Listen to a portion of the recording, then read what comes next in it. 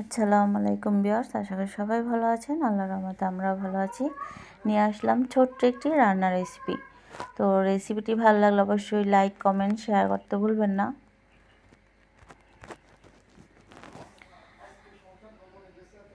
এটা হয়েছে কলই শাক।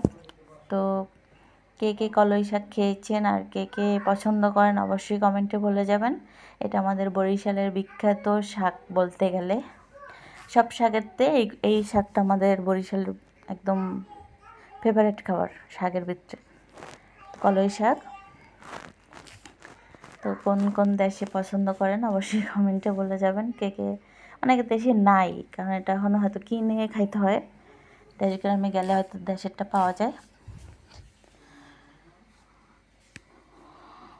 তো আর এখানে টাকি মাছগুলো আমি ভুনা করব, আর কলই শাক ভাজি, আর হবে বেগুনের চাক ভাজি।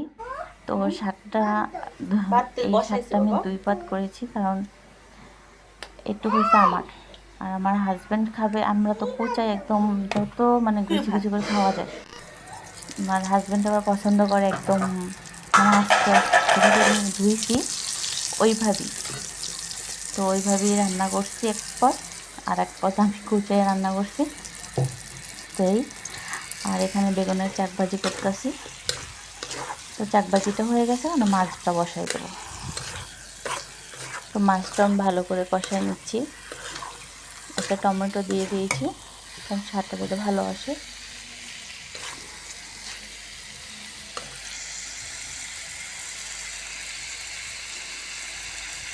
তো এই ছিল মাছের রান্নার রেসিপি ছিল। আর এখানে বিকালে ভাপা পিঠা বানানোর জন্য সব কিছু প্রস্তুত করে নিলাম। গুড়, এখানে নারকেল।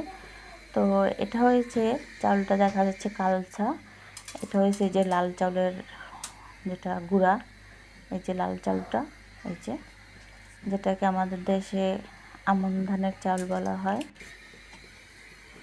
এই যে তো এই যে আমার পিঠা একটা হয়ে গেছে। পিঠাটা মাশাআল্লাহ সুন্দর হয়েছে, একদম সফট, আবার কোনো ভাঙ্গেও নাই, কিছু হয় নাই। পিঠাটা একদম পারফেক্ট। তো এই ছিল আমাদের আজকের ছোটোখাটো একটা রেসিপি। তো ভিডিওটা ভালো লাগলে অবশ্যই একটা লাইক, কমেন্ট, সাবস্ক্রাইব করে যাবেন।